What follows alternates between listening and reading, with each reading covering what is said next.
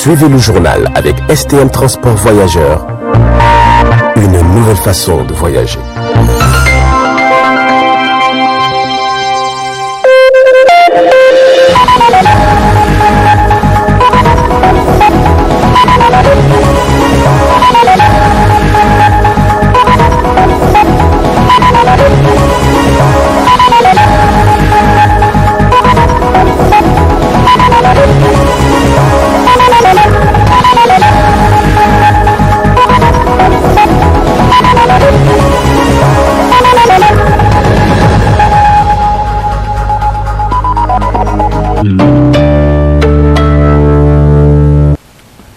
Bonsoir à tous, bienvenue à notre journal du soir.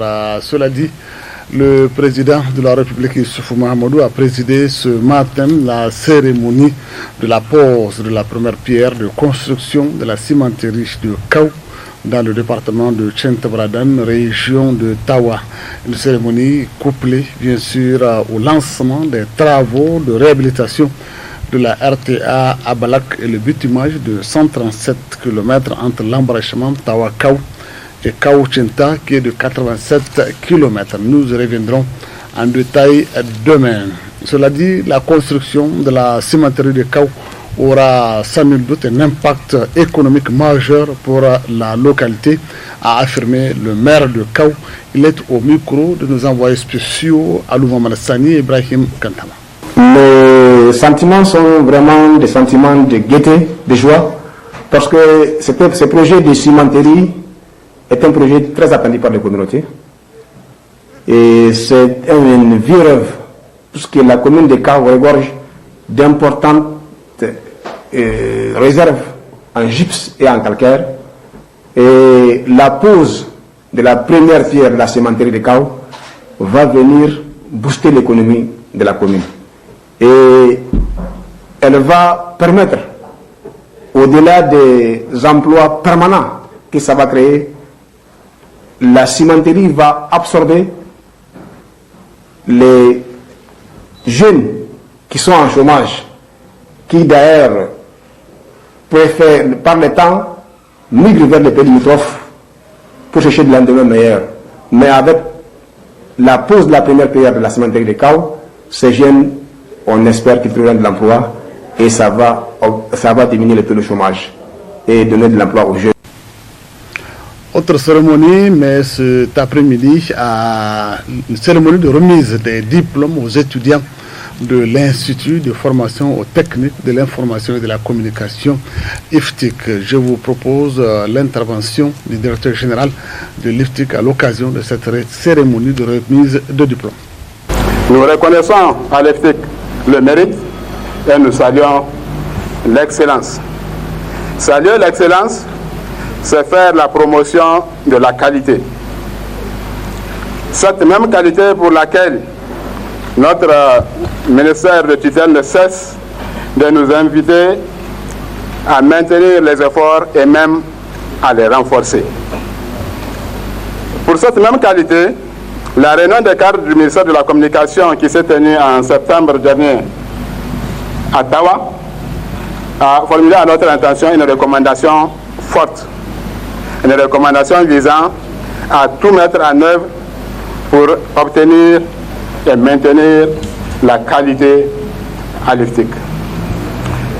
Rassurez-vous, monsieur le représentant du ministère de la Communication, nous avons pris bonne note et nous faisons de la qualité notre credo.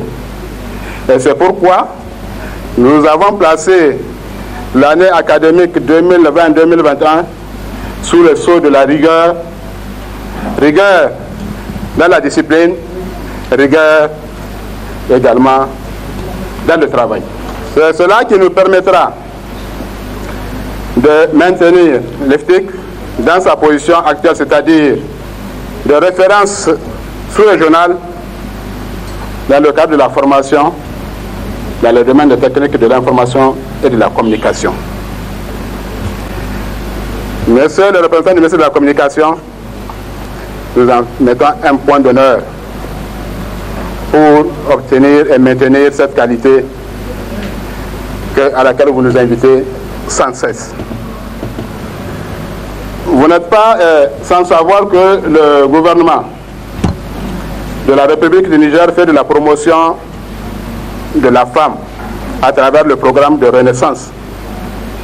Eh bien, pour apporter notre modeste contribution dans la mise en œuvre de ce programme, particulièrement relevant de ce volet, par rapport à ce volet, eh bien, nous accordons une remise pour les femmes par rapport à l'inscription, aux frais d'inscription. Le gouvernement, dans sa politique, a promulgué une loi qui a rehaussé le quota des femmes pour les postes électifs, mais également pour les postes nominatifs.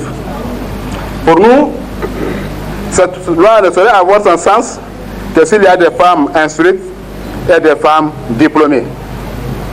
Et c'est pourquoi nous avons jugé nécessaire d'apporter notre modeste contribution dans la mise en œuvre de ce programme. Toutes nos excuses pour constater de visu donc l'effectivité de la rentrée scolaire au niveau des écoles occupées pendant la période des inondations par les sinistrés. Une de nos équipes s'est rendue au niveau de l'école Rive Droite 3. Le constat est fait ici par notre stagiaire Ramatou Oumarou. Les élèves du primaire et du secondaire ont tous repris le chemin de l'école à la date du 15 octobre 2020 comme prévu par les autorités, après avoir été repoussés à 2 reprises, notamment pour l'occupation des salles et des classes de certaines écoles par les sinistrés victimes des inondations. La rentrée a bel et bien été effective, et ce même dans les établissements qui avaient abrité ces sinistrés. La rentrée a été bien effective, vous observez vous-même. Parce qu'on a mis la des matériels aux élèves, les cahiers qui ont été déjà distribués aux élèves. Et depuis hier, nous avons commencé pour le PMAC là, l'administration des items là. Et depuis hier, nous sommes allés, on finit aujourd'hui, Inch'Allah. Dans cette rentrée 2020, moi, mon souhait est que ça s'est bien commencé, que ça finit comme ça. Et on souhaite encore une bonne année aux enseignantes et aux élèves. Tous avaient évacué avant la rentrée. En tout cas, nous, chez nous, le jour, le 15, il n'y a aucun sinistré chez nous. Ils ont quitté avant la rentrée.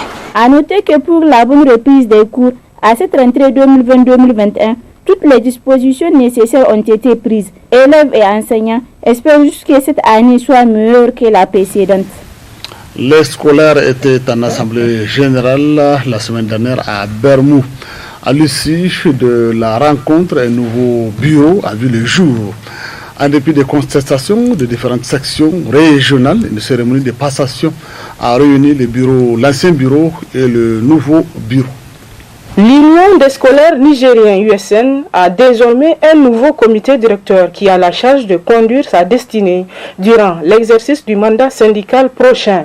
Mais avant la cérémonie de passation de témoins, l'ancien secrétaire général de l'USN, c'est-à-dire le secrétaire général sortant, a tenu à apporter sa part de vérité à propos de la situation intervenue lors du congrès de Bermont. L'USN ne peut être l'apanage d'aucun individu.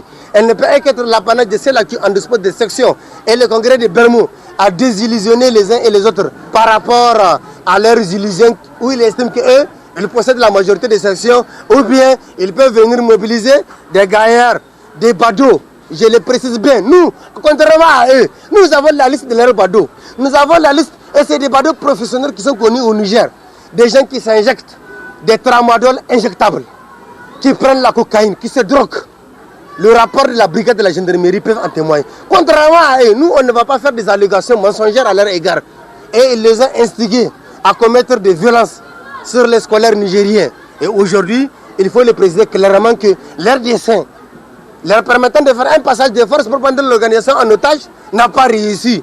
Parce qu'ils ont en face d'eux des hommes qui sont dans une longueur d'avance très éloignée par rapport à eux. Je vais dire à l'ensemble des camarades, les étudiants des différentes universités publiques du Niger, pendant ce moment où pour les universités de l'intérieur, la deuxième bourse n'est pas encore payée, pendant ce moment où la troisième bourse n'est pas encore payée à l'université de Niamey, pendant ce moment où même la liste des bénéficiaires de l'aide sociale n'est pas encore affichée, quel intérêt les étudiants des universités publiques ont à gagner en acceptant d'être embarqués dans des situations syndicales personnelles. Lorsqu'Al-Badi échoue, ce n'est pas l'UNUN qui a échoué, ce n'est qu'un individu qui a échoué.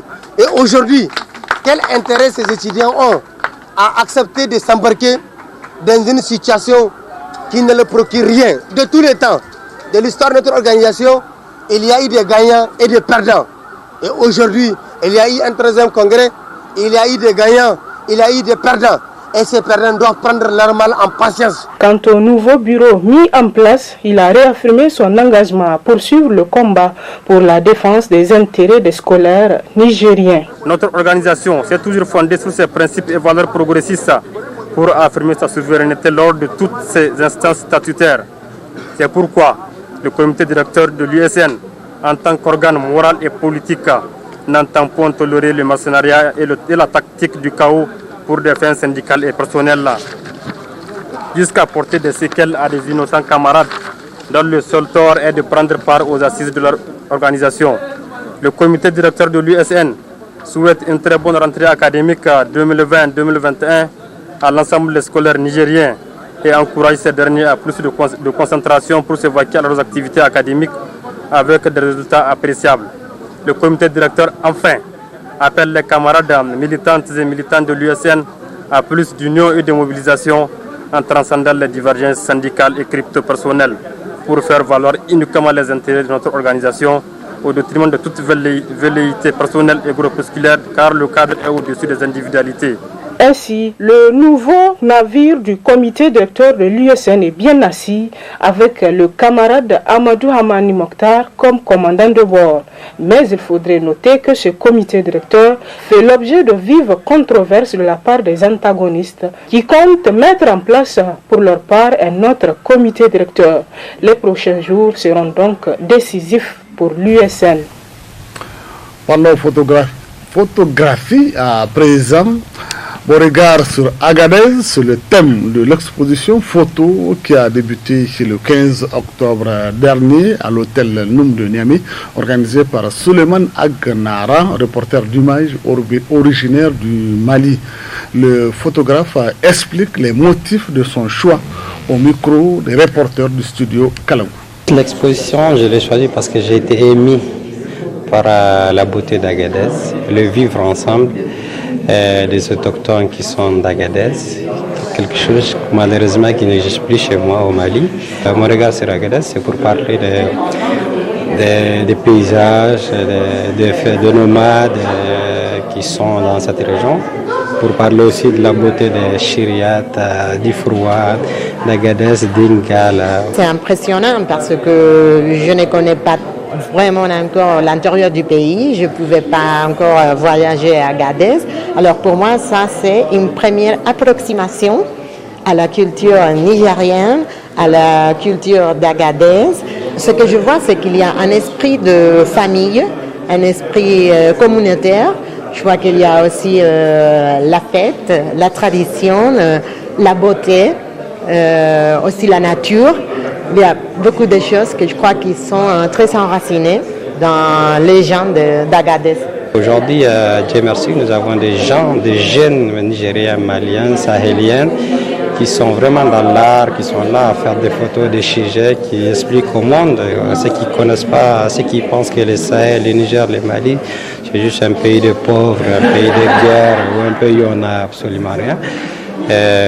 Voilà, je pense que c'est une très bonne idée qu'on a des jeunes qui essaient vraiment de développer ces métiers nobles. Voilà.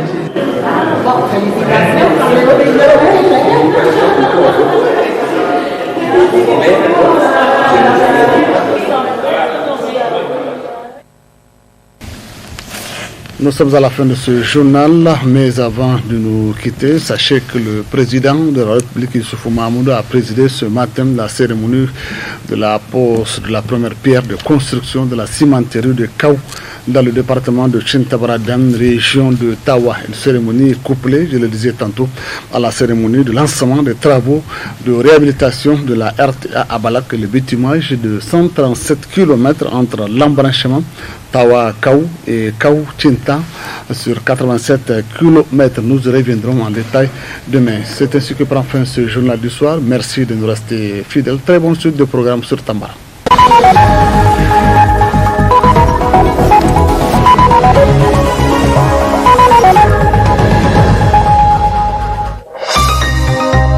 Ce journal vous a été présenté par STM Transport Voyageurs.